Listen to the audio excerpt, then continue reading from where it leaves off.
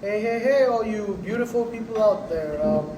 This is the second episode of the podcast, and today we are joined with two more guests actually. So, I guess who wants to be introduced first? Well, first I think I'd like this guy here to introduce himself. What's your name? I'm Rafa. I love talking about social issues, and I'm really excited to be on here today. All right. What about you? I'm Tim. I just got here, so. Yeah. So these guys are people that have opinions that we respect a lot, and so we think that they'd be able to contribute to our podcast and things we have to discuss. So today, the main topic that we want to discuss is mostly around, I guess, sort of the effect of social media on like online relationships or the relationships that men developed because of social We're media. really just gonna be talking about relationships. Yeah, mostly relationships. A very big spectrum. Yeah, a very big Topics. spectrum of topics that have a lot of problems that have developed because of how society has progressed. I guess this day and age. So, who'd like to start for discussion? Rafa? Sure. What about we talk about the phenomena that is incels? All right. So first, can you explain what incels are? I'm pretty sure some people don't understand. So incels are the word incel is made up of two words: involuntary and celibate. So involuntary is basically the opposite of voluntary. Yeah. And celibate is that they do not engage in sexual activity. So the word incel basically means that someone who describes himself or identifies as an incel is someone that is celibate not by their own decision. They are celibate. They blame women for their celibacy. So just as a start, what are your guys' initial thoughts on incels? Your past thoughts on what they mean, or if you're only figuring out now what it does mean. What do you think about it? Why don't you start, Tim? I'm gonna be real, I never knew that was like what that meant. I just understood that like they don't like get laid because of like who they are. That's the only way I understood like the term incel before. Which isn't wrong. I think that even though not a lot of people know exactly what the word means, they know sort of the type of stereotype people. or what those sorts of people are. Isn't incel a more like a modern term? Yeah, it's a very It is modern. quite. I It think is very so. modern. I think slang. Yeah, it used to just be celibate, but that was more religious. It used to just be like loser. Exactly. So, what about you, Z? What do you think? Because I'm thinking like the fact that you can be you can address your feelings as you're being incel as involuntary. It's sort of like you can say the same with like for example involuntary things that happen with you is for example like blinking, or if you're like breathe. Continue. Like for example blinking or breathing. The problem is the fact that you choose not to be. Doesn't that sort of contradict being involuntary or having involuntary feelings? Well, I guess they say that because they're blaming women for their celibacy for certain things that. So they then did. why address it as involuntary if you're blaming women? No, Well, they're not because the thing is, the term incel is meant to refer to kind of a mindset. Yeah.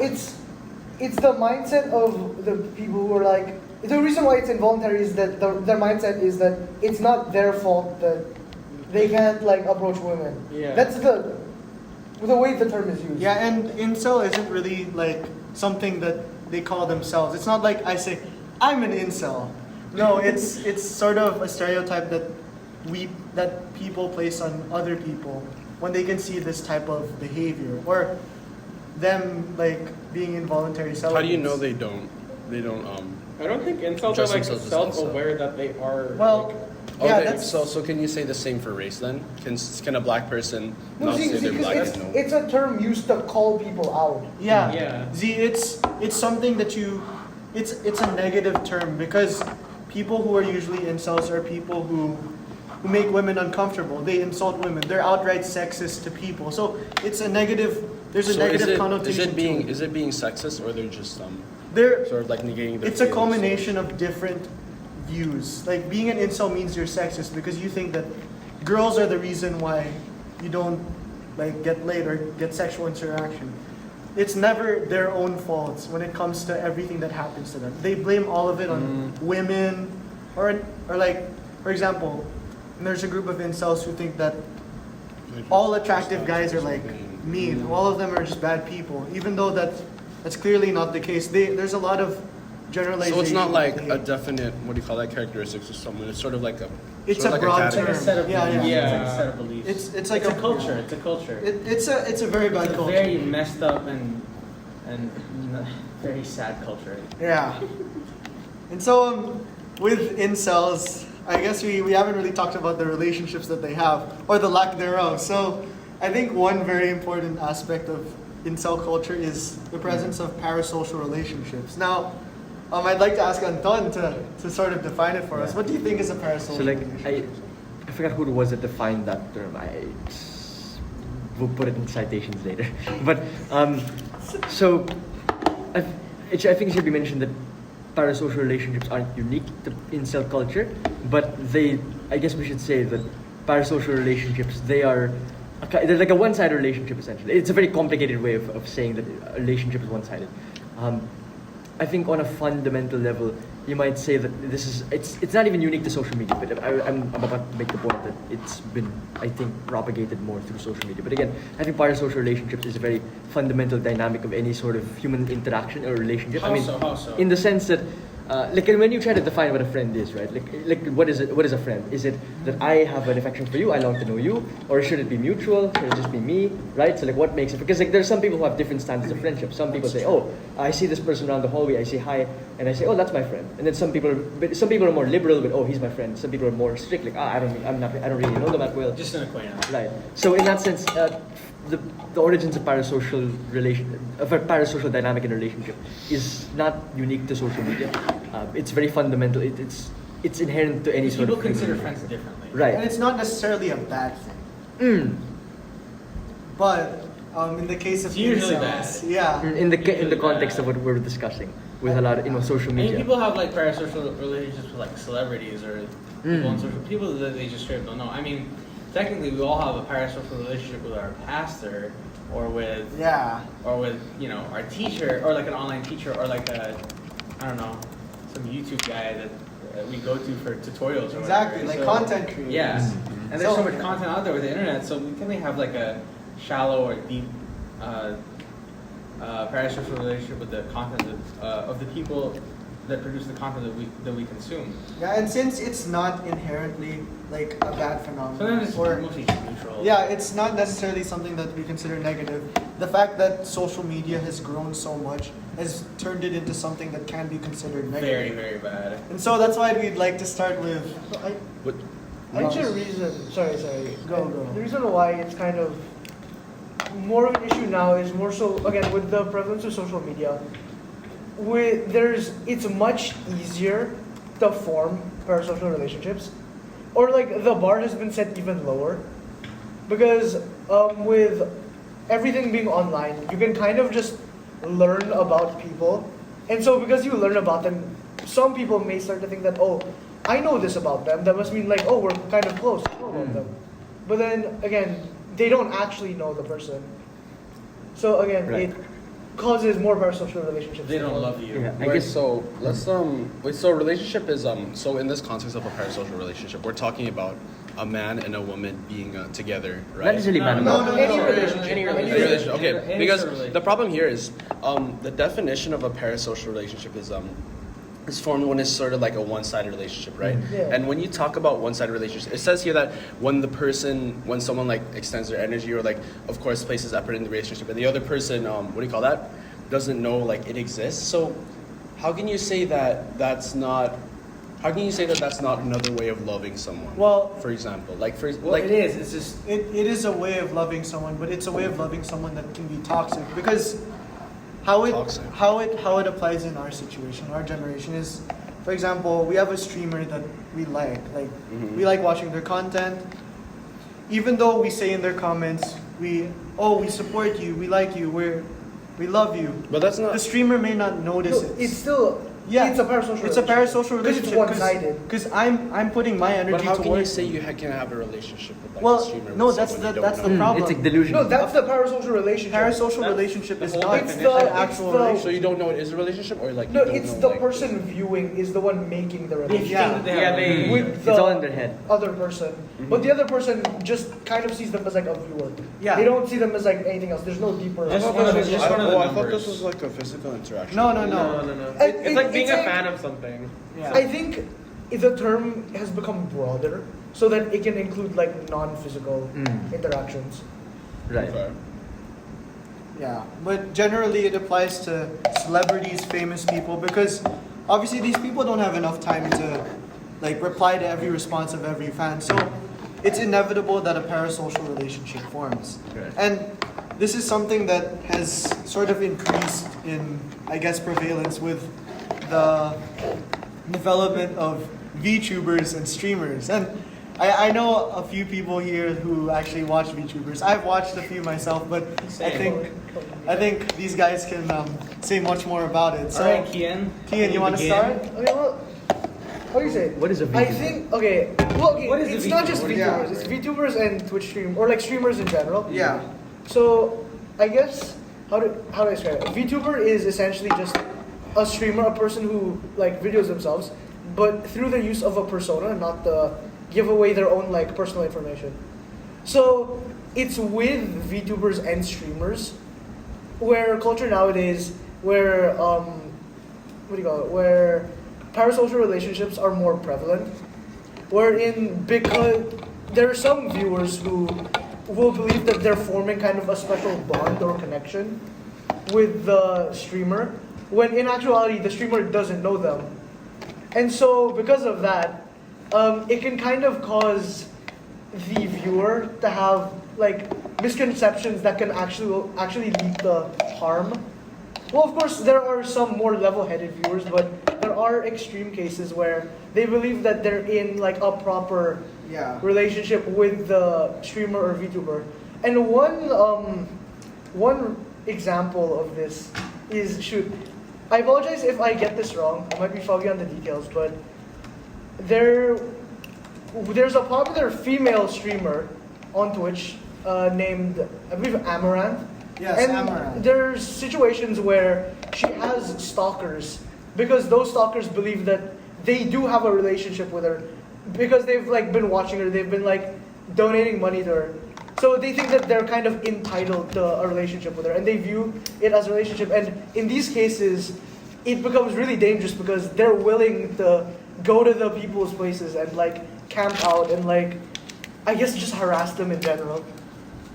Yeah, actually, there's been numerous cases of, I guess, streamers being harassed in public because these people who are delusional, who are in a parasocial relationship, they feel that they're just in another level, like compared to other people. When actuality, they're Wait, not. can it be considered like, for example, a parasocial relationship if only the person who feels like it is, or feels like they are in a parasocial relationship, like does it exist because only one person thinks of it, or like? Yeah, it's I think that's the point of it. it's like a. But okay, but is it like addressed? Do they address it like, oh, I'm in a parasocial relationship? They do that? Or? No, they don't no, know. no. It's like it's delusional. Oh, they don't know. They think Yeah. it's a real Oh, relationship. and so but then yeah. we just categorize those people. That's the problematic part of it. Okay. What about you, Rafa? I think with VTubers and with streamers, there's like a well, specifically with VTubers, aren't there some of them that have like a character that they play, and they have a certain role or like role play, I guess, and that can also get people more immersed. And there's also like fan service and stuff. But isn't there like a certain point where there's like a certain immersion that is created that even heightens the effects of those parasocial relationships? Are there any examples, Kian? Or are you For talking about like, VTubers? are you talking about like, do VTubers. they, I know there are examples of VTubers or examples where VTubers have to specifically kind of call out their own viewers. Okay, so I'm sorry, I know a good amount on this topic. So there's one VTuber in particular from Nijisanji named Vox Akuma. So his situation with his like parasocial viewers is that his viewers, because they think that they're like really close with him, because they watch him, they kind of go off about personal issues in like chat, because they expect the VTuber to be able to kind of fix the problem that they're experiencing, or to kind of like give advice. But then at the end of the day, the actual VTuber, the person, they don't know who the chatter is. They can't really help them. So it becomes really awkward for the other because their person. connection becomes like so close with, for example, Yeah. a YouTuber, that they sort of like overstay their welcome of Yeah, just kind of. being a viewer, and so then they're addressing their personal issues with the VTuber in hopes that maybe they'll be able to fix it Yeah. for them. So, Yeah, they're filling up like something they lack in their life with VTubers or streamers. I feel like that sort of, well, we talked about how incels are kind of also related to parasocial relationships, but I feel like VTubers and like the anime community and like their interactions with female streamers, Yeah. so you can really show how depraved the male Audience. sex can be. yeah. Yeah. In terms of females, some of them are really desperate for attention or for any sort of love at all, and I find it a little Yeah. screwed up that that I guess VTubers can and some female streamers can take advantage of this, Yeah. take advantage of the depravity and the like degenerateness just to like Yeah, make money yeah. and So, have like- viewers like they like tell their viewers that they love them and stuff like that just to like Just to make more to money. get in their head, to get more interactions, more engagement from fans, and like I think Okay. and money. I think that's It's- really screwed up. Yeah. There's a situation like that also, or something similar with what's his name, Slicker. Oh, Slicker, yeah. You know, Slicker? No, is he like a VTuber? No, No, he's a streamer, Twitch streamer streamer. who he'd reach out to people in his chat because he knows that they view him highly, right? They Yeah. want to get his approval, and he has kind of a gambling addiction, and so he'd reach out to his fans and he'd be like, hey, he'd lie, he'd be like, oh, I'm kind of having trouble, like I have a flight I have to make and I don't have money for it, or like my So messed family's up. in the hospital. Abusing. Yeah, and he'd be like, oh, my family's in the hospital, I need money, can you donate? And the fans, because they think, oh, this guy is like, I look up to him, oh, I like They him. sort of They- overextend. they their- donate. Yeah, they donate. And then he just uses that money for gambling, and he wastes it. But like, okay, what I was gonna say, like for example, in the last podcast, can we say this? I mean, of course, and like all six of us, our eyes, we don't think it's okay, but because it's not being neglected or it's not being pushed away, does that make it okay for it to be done? Because some streamers just don't know about it, or some streamers do, like what Keen said, this guy who abuses it and like asks for them for money, really, but then really he just doesn't need it.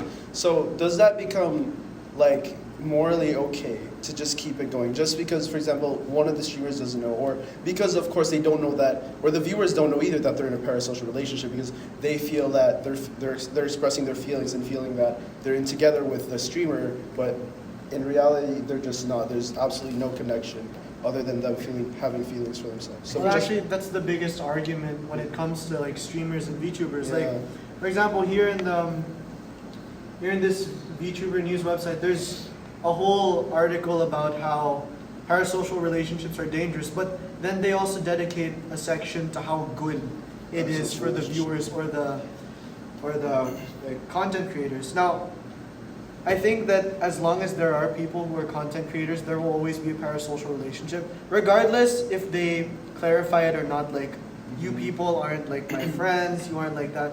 There will always be people who are in mental states where they just don't get that message. So then, but we're allowed to set barriers within the parasocial relationship. Like for example, we can feel like bad for the streamer, of course, or we can like donate. Of course, something, but there's- then there's we don't have this sort of delusional mindset that we're together with this streamer, for example. Yeah, and that's actually how it's supposed to work, like with normal people. But the problem is, the people who generally form parasocial relationships with streamers, they're people who have like a degree of emptiness in their life. Like, they're watching this streamer because they don't have a companion, they don't have friends. So there's not really like an alternative to say, for example, for them feling bad and watching streaming. Yeah, exactly. They and feeling can't like better. not be invested because they're not invested in other people's lives. Like, for example, us, we're a group of friends.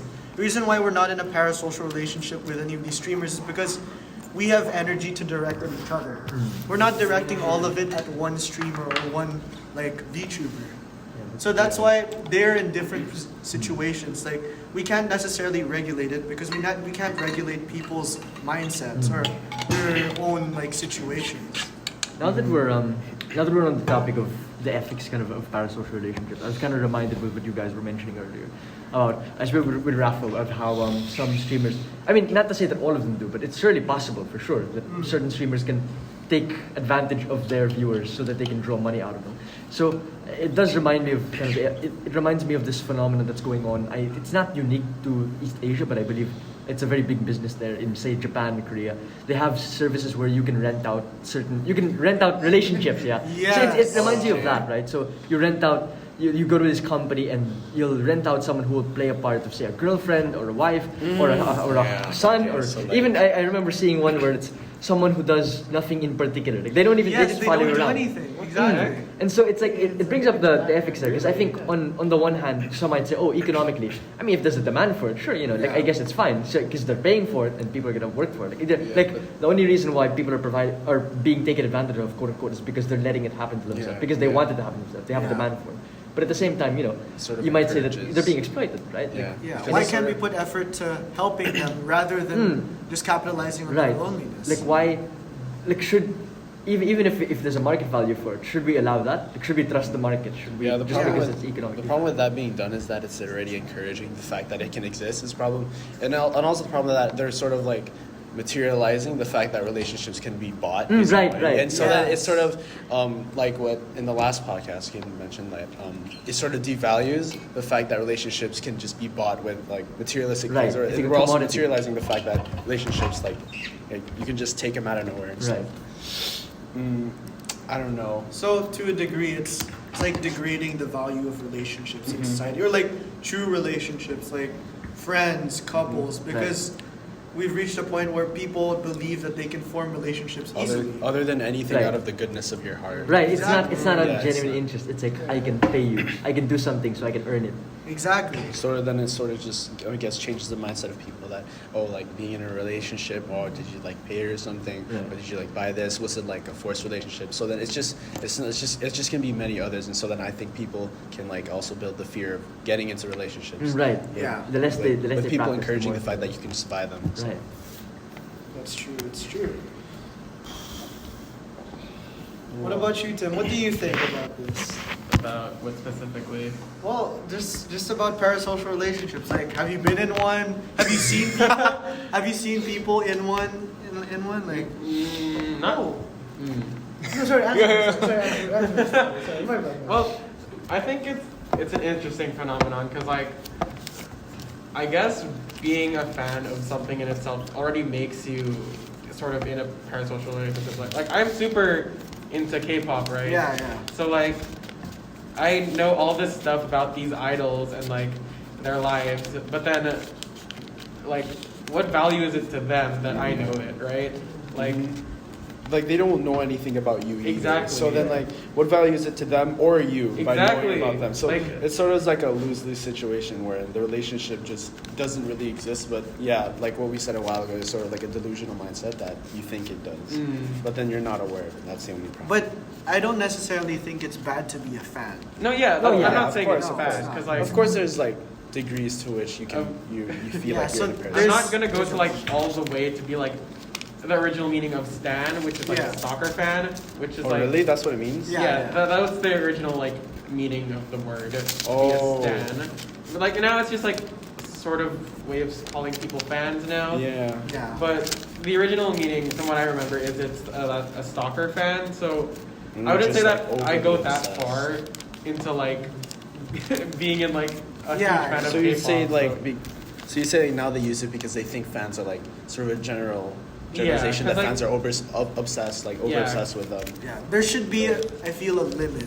At least for like individuals who have like normal relationships already. Like, The problem is, no one's just saying it's like not okay or if it's like Yeah. good. There's no like good signal to like okay you can do it, you can, like what can you do and stuff like that. So, and So I'd like to talk about another method of capitalization that that these influencers use, and that's through like sex work or OnlyFans, where they take advantage of these parasocial relationships to promote their own OnlyFans, which is a website that in which they can sell sexual or lewd photos of themselves to their fans. Okay, before this hops out of my mind, can we say that that's also a form of abusing parasocial relationships? Yes, Instead that's- of like what Keen that said, is a asking lot of money abuse. for it, is because you know the dedication of your fans. The fact that they know that, and they know that creating, for example, OnlyFans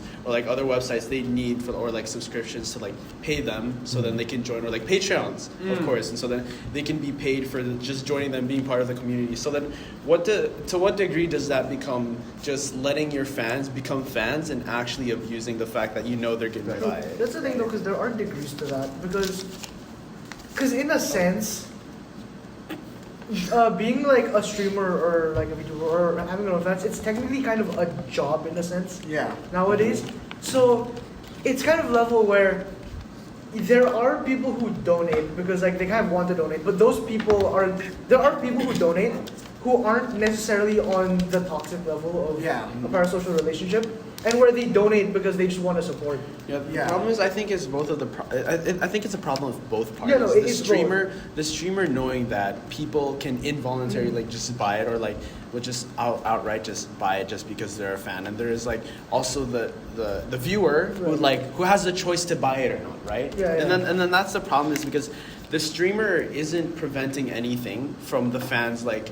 Or from abusing their fans' loyalty towards themselves, and it's sort of like the viewer's fault also for letting that happen to themselves. But I mean, of course, it's inevitable that you have some fans that'll buy, like for example, Patreon subscription, so that also so that they can like continue as like what Keen said, it becomes a job. So then, of course, it's necessary that you need to make money with whatever you're doing. Yeah. Of course, if they take it as a full-time job or part-time. I mean, aren't there? Okay. I mean, you guys are talking about the parasocial relationship, but isn't there like implications on what it has on society and how this is being Very glorified? I think Oh, it it sucks does. that girls at like 16, 17, they get sexualized. Yeah, at it's that sort of- early an yeah, age. like, what you're trying to And say they're is, already like- looking to make an OnlyFans, not just to make money, but for popularity. Yeah, that's- It's that's- justified as a side hustle. No, it's that. It's just for them. It's just a really easy way to make Whatever. money. Yeah, it's just Yeah. they're fine to objectify themselves. I Yeah, think so that's then, really sad. so then it sort of encourages and normalizes that. Okay, if for example I get influenced, like for example, someone here sells their OnlyFans, and I get Oh, influenced. hey. Wait, no, I'm just saying. No, I'm just saying an example. Let him cook. Yeah, hold on. Like for example, okay, let's say like one of the girls, like for example, they see their. Okay, you know what? Us. Rafa. Fine, Rafa here for example.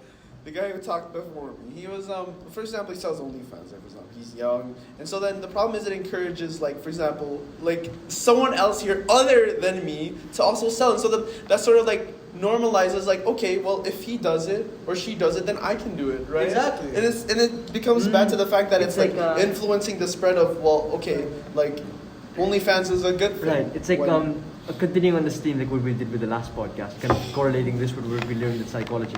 You could say it's like social media has this effect in this particular case with OnlyFans, like trends like OnlyFans, where you have the social cognitive effect, right? You see models who are desirable, like very popular people who are engaging in OnlyFans, especially these streamers, like the streamers especially, because I mean, like I think people who specialize in OnlyFans don't have that wide of a reach, but people who are already popular as streamers and then who go on to make OnlyFans, they have a very wide audience, and they're very, because of the kind of the celebrity culture that's been built around, that's been enhanced, I think, through social media. Then it's easier to want to imitate these people. Like, oh yeah, it's very desirable, it's very fashionable to be. No. Well, can we take that as abusing again? Can we take that for example, models, or they know they're attractive, they abuse the Right. system of, for example, creating OnlyFans just because they know people would buy them or I something? think in the context of this discussion, so in general, I think the idea of just selling your, or not, I mean, I think that's very loaded language too, like to say they're selling your body, but like, 'cause you have models in general, right? Not necessarily not necessarily like OnlyFans where it's sexually explicit content, but just models in general. I mean, they're using their body, they're using the look, the beauty, and also, I mean, whatever the clothes they wear, as that's what they're marketing.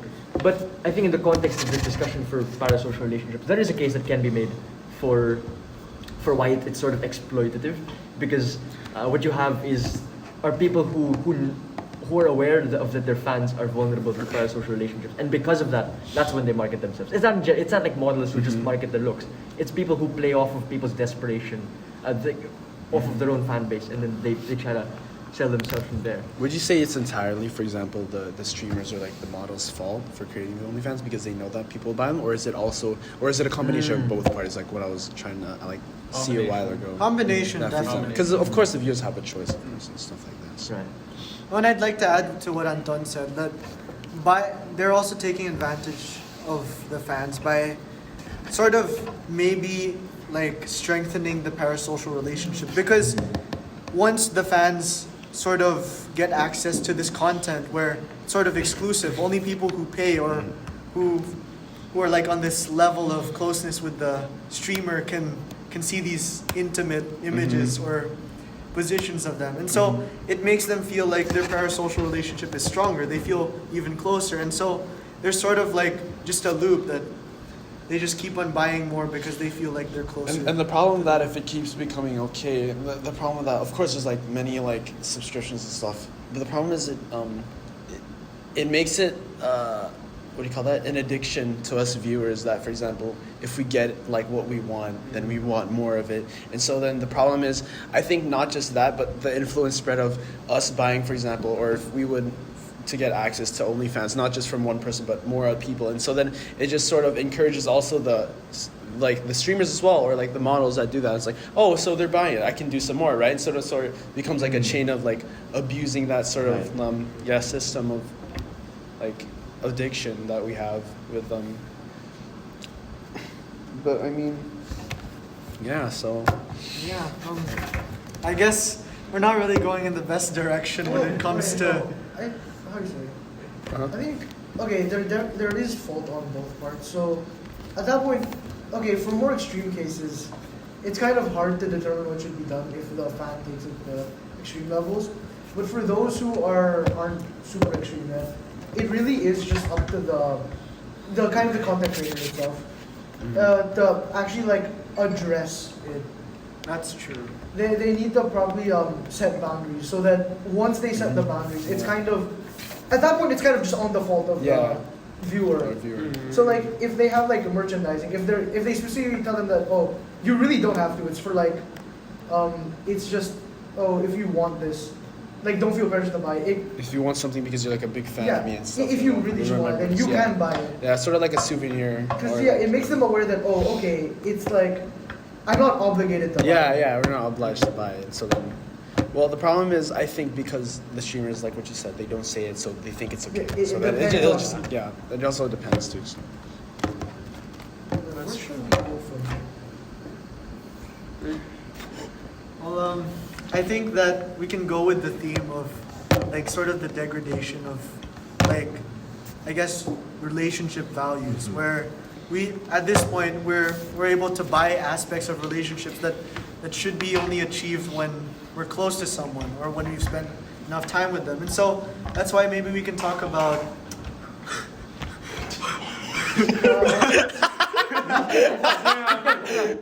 that sounded like smells like Teenage Spirit.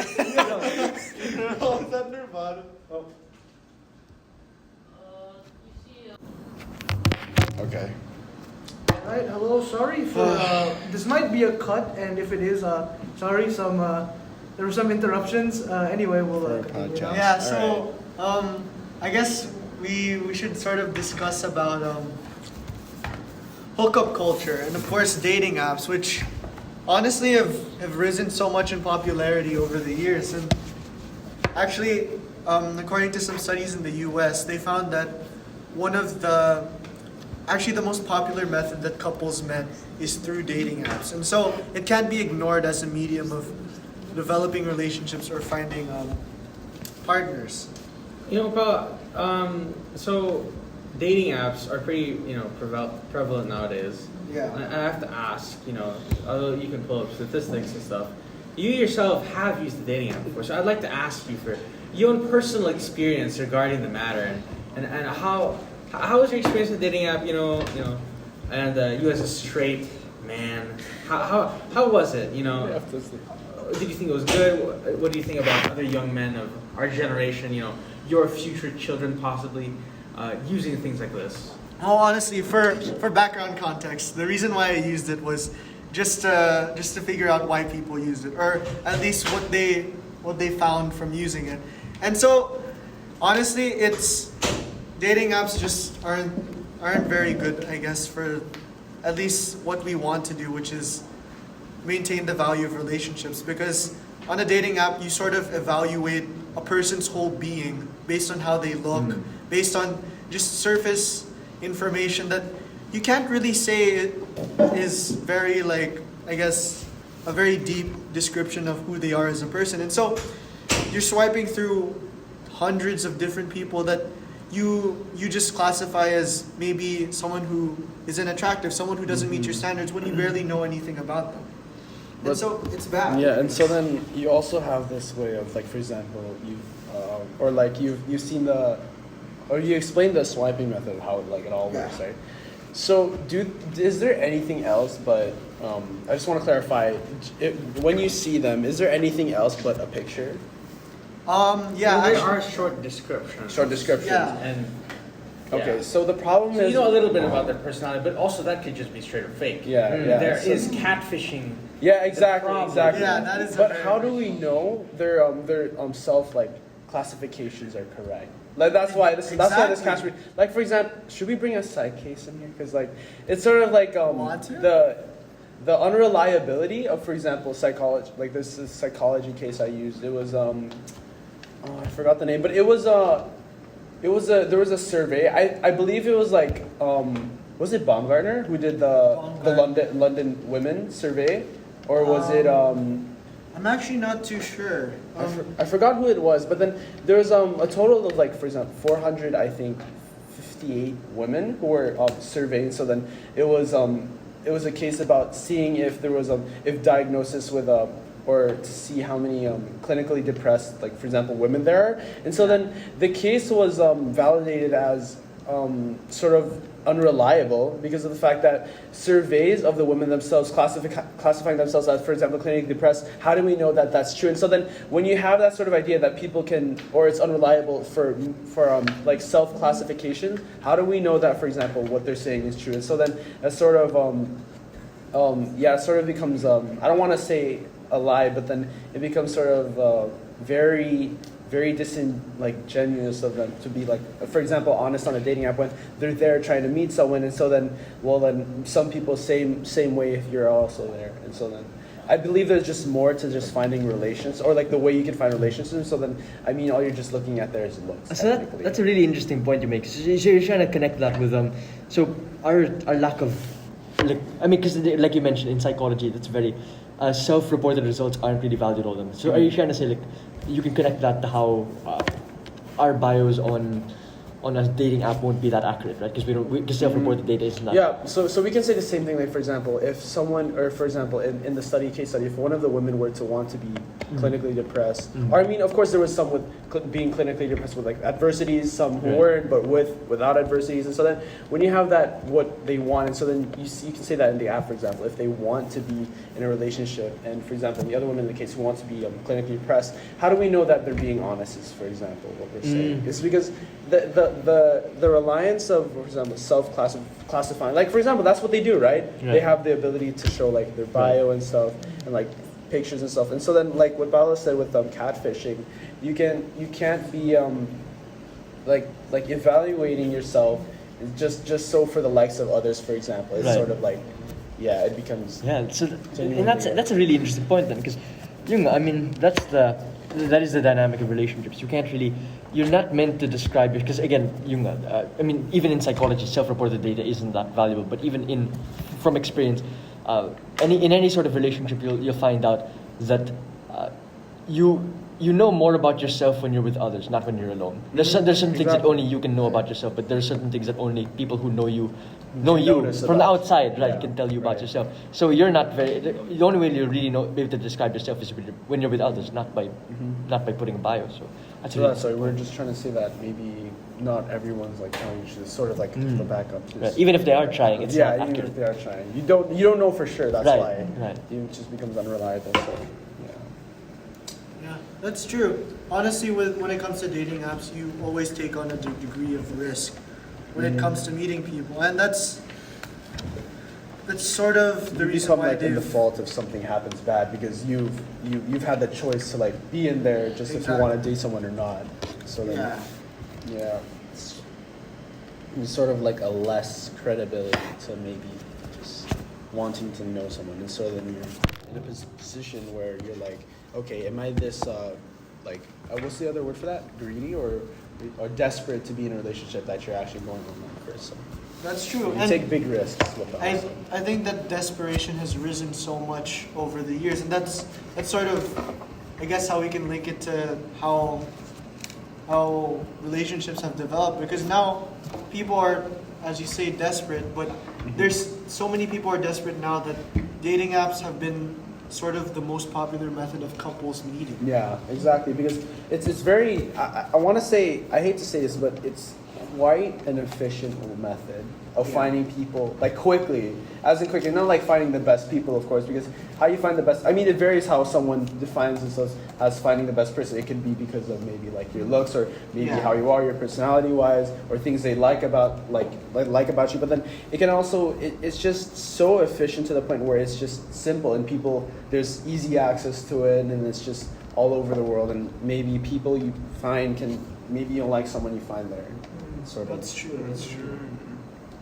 That's why it's probably like one of the highest methods, or one of the ways to find love. Like, see, I just searched right here, methods of finding relationships, and the top bar was try online dating.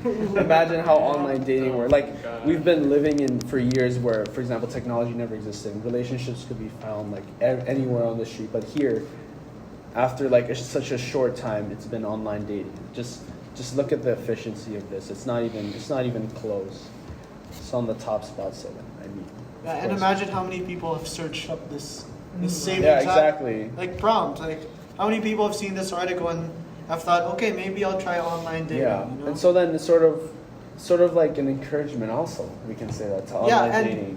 Actually, there's just like how we talked about before, abuse. There's also an abuse of power in these dating apps where they sort of get people addicted to them. They like, for example, if you're a guy who's not necessarily super attractive, maybe every 100 people you swipe on, they'll give you one match, and so they're like, okay, maybe I'm cut out for online dating. Maybe there's people who like me. So there's a constant loop, and some of these apps have features where you can like buy likes to swipe on people. Right, So those generators, there's a right. monetization aspect of it where they're like, okay, if we get them addicted to our app and add this monetization aspect where they can buy likes or buy swipes, then they have like a constant source of revenue just from desperate people. Just from people who are desperate. Yeah. I mean, I don't think it's the best tool out there, but it's definitely very like quick and stuff. I mean, if you're looking for one right now, like, That's true. Who here's looking for one? Just kidding. Just kidding. But like, yeah, it's very risky. I know what you said a while ago. Yeah, man, like, honestly, that's a really, I guess, it's a good development in terms of technology and meeting new people, but it's also something that has a negative effect on how we develop relationships. Yeah, don't you think? and so then it becomes like okay to be like, okay, I can find someone online instead of like like what we're talking about, the traditional methods of finding relationships, as in you talk to someone, you get to know them, you just experience with them. But with someone you just met and you want to be in a relationship with them, it's it's sort of that becomes the decline of it, because it influences others. Like, if you've seen someone, for example, one of your friends would be like, oh, I got in a relationship. How'd you guys meet? Online. It's sort of like, okay, well, maybe some might take it as bad, oh, why'd you meet her? But some may take it as like an encouragement, because some single people are like, I want to be in a relationship. But then they find out someone else got in a relationship online, and they're like, they get encouraged. And they're like, oh, well, maybe I can do the There same. are generally like negative stigmas about relationships that start from online. Yeah, I think it exactly. can generally form actual connections between people. Yeah, exactly. Most So of the time it doesn't. So that becomes the decline of traditional relationship buildings. And so then that's what sort of... Why, do you disagree, Tim? No, I don't. Would you like to say like, I have like I'm firsthand witness to like some relationships forming online. Forming online? Yeah. Okay, but like quickly. If They're they're not as like Stable as like Real with life. this, yeah, relationships that you formed by like meeting in person. right? So like the people I know who are like who have been dating online like right now, the people I know, they've like already broken up within like a month of like knowing each other. Yeah, because like, the 2 months of knowing connection, each the other. connection's fast, but it's not strong. Although there's- Exactly. there's, like, Ooh, Z-spent facts. What's happening? Bro has experience. Bro, no, stop. But like, okay, quickly, cut that out. Oh my God. Nah, we don't. It's a podcast, quickly, guys. quickly, Come on, quickly. we're on. Gotta be film. authentic, you know? Yeah, we're Quickly, authentic. no, quickly though. We're all friends here. Come on. Quickly, if we can tap on friendships just for shortly. What do you guys think about friendships? Wait, Getting online online friendships? I think correct. Online friends are good. Like, cause I know this site called I'm pretty sure you know, but famously like Omigo, you know that thing where people go Right, on right. and they start like talking to people. What do you think about that? Is it like a worse or more toxic dynamic? I think- if you were to I think make it's the friends? same thing with actual relationships between people, except not as toxic and not as bad. As in, like, it's also the same thing that you said. It's also faster, but it's less. Yeah, it's like deep. more efficient. Yeah. Yeah, it's fine like if you're it's like the junk food version. But I Right. think you can actually form decent relationships Mm. online. But again, I think it's always better. Right, to I that's like, have like really good online friends that I'm still friends with now. yeah, So, exactly. like, I've had them Yeah. for like 2 years already, and like I'm not that serious with them or anything. But what it is that I play games with them, talk Yeah, to them. exactly. And It's like it's- it's like a it's social normal. connection between Yeah, you yeah. like, being- And if you're already friends with them, being Yeah. able to like Right, all take the your better. relationship Get it online, online. your Yeah, friendship, exactly. I think just makes it stronger. in that sense you might say that those relationships which are formed purely online, they're inherently more limited and they're inherently less sincere or personal because Yeah. I mean because you're missing something Right. integral to what makes us human. It's the physical connection. It seems weird too. It's like, oh, what? Like what?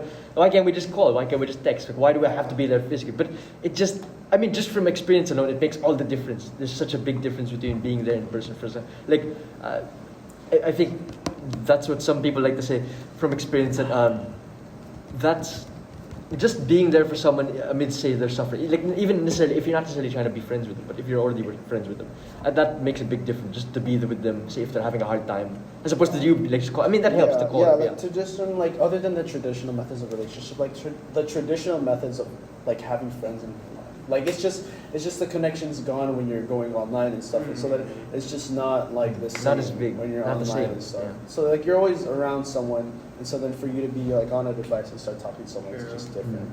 I think some people, although like in online, like when it comes to online friends, so not everyone's like genuine with who they are. right. Yeah, That's that's true. true. That's true. So Personas. yeah, exactly. So I have some online friends that like I've met already like in person that Oh. were really different from who they were Yeah. like when they are like online. Or online. So Yeah. so would you say it's a personality disorder for them to? Okay, we cannot diagnose them. This is all spitball. But not necessarily. I mean, I find myself when I first was making online like friends that I was acting a little bit differently. But now I think when you're more used to it, you're fine to just But act can- however you are, and if they don't like you, they But don't can like we you. say it's The like thing, an the thing is though, you still also technically act differently with people you meet in real life also. right? It's Yeah, just 'cause that, there's- it's yeah, just that the barrier of like The medium of acting communication. more like yourself is just the barrier is higher in an online relationship. So can we say that's used as sort of like an alternative to like maybe if someone's like introverted a little, or if like they're getting to know someone and they can't like do it. Can that be used as do they use that as a medium? That's or- I mean like I think there are some people who like to text a lot and then who don't speak that much on in person. There's some people Oh, who talk yeah. a lot Mhm. more. Yeah, It's I think- it's very normal for that to happen. Too But bad you if also that- have to think about how, like how Anton said, it's limited, but it's also, I guess, built on on a weaker structure. Because if you delete like your Instagram account or Facebook account, you're never gonna interact with them again. Right. Yeah, exactly. It's not like they're people you know in real life that maybe you're gonna see once in a while. You may never meet them. Right, like that's usually the common. That's usually how friendships are formed. It's like you have a common. Like I mean, you can be in the same class, you go in the Yeah. same bus stop. You have to have some kind of common interaction, and then from there you have some kind of common. Or you interest. make one. That's But true. if there's none, then you know, It's if it's all online, then But the thing is, online you can also kind of form that. It's just it takes longer to actually form it. right. But again, it's Right. like I think that just the main difference with online and like physical relationships, at least for friendship, is that it's just a lot harder to reach the point in an online relationship where it's a lot harder in an online relationship to reach the point in a physical relationship where you're more comfortable with like kind of giving personal information or like interacting like as naturally as you can. Yeah, that's weird because like traditional methods of just meeting people and stuff is different. But then what if that wasn't around? I mean, too bad for them introverts when technology wasn't around. But I mean, like, hey, it is now. Like, Maybe they were forced to use it as I you think can. you had to, because back then you really needed to spend time with people. Yeah, and no, and form actually, like, relationships to like for survive. example, like hangouts back then. I've heard from like my parents. They would say, "Oh, let's go out and meet somewhere like at Friday 3 p.m." Right. Like that's it. Oh, like yeah, you that's don't right. text them. There's- Hey there's no man, I way to, can't like- go. You're either there or you're not. Like, Right. You don't even know if they're gonna show up. Yeah, exactly. So you're just there Right. alone sometimes, or if you're Right. there with all your friends. But I think that's also the fun part of having tradition, but also the more convenient part of having technology and being able to like, keep your friendships is because there's more open line to like communication, so that it becomes simple. So It's true, it's true. So it's both something that has benefited society, but also to an extent. okay, I'm sorry. But Go something on. that to an extent has made these people form a reliance on relationships that aren't necessarily very Yeah. strong. okay, yeah, that's true. That's true. Anyways, that was a strong topic. That was we went from parasocial relationships to Incels. from incels to online friends. I think we covered a lot of ground today. Now, do any of you want to say anything, like in closing, like any last thoughts you want to say from the discussion? Too bad introverts. You're lucky. You're lucky. Just kidding. So Tim, you're a fan of Markiplier. Oh no. Yeah. So one of our. If I recall correctly, he created some sort of OnlyFans. Right? Yeah, exactly. Tim, you were talking about this a little bit ago. Yeah. I mean, I remember that right it was before our it was cut created session. for a charity. It was or created for a something, charity, right? but Mhm. guys, Would you it's like to expound? it's like free. So but like, how how'd is you it- I was know? paid at one. Yeah, No, 'cause yeah, no. normally Some OnlyFans are free. I know that much. Okay, because like some content creators are like better off like on their own like income, I guess. But like, and they do things just. What was the point earlier? Like they just make For something, their fans. yeah, for their fans. But like, I don't know. I forgot the point of Markiplier's OnlyFans. But yes, it's free. I don't. I only know that because it's like on his Twitter. You could look on his Twitter. He says it's free. How'd you discover that? Why'd you go to his Twitter? Because I'm a fan of Markiplier is a Markiplier. very Okay. I think a lot of you're a fan of Mark. I only like stalking. his horror games. Come on, guys. Like, Yeah, you like him come too, on. man. Okay, but yeah, let's be for real. I mean, OnlyFans is like, it's a fat risk for both. Anyway, so That'll be. it was productive, and I guess to end off. Actually, how do we end this? Well, I think we're just thankful that you're able to listen to our thoughts on these social issues, and that hopefully our thoughts may have had an effect on how you view the world and how you view the relationships around you. Maybe you yourself are part of a parasocial relationship, or maybe you yourself use online means to make friends. So we just hope that this may help you take into consideration all these issues that may arise from using these mediums. Okay. I guess that's the end. All right. Yeah, thank you for listening. Thank you.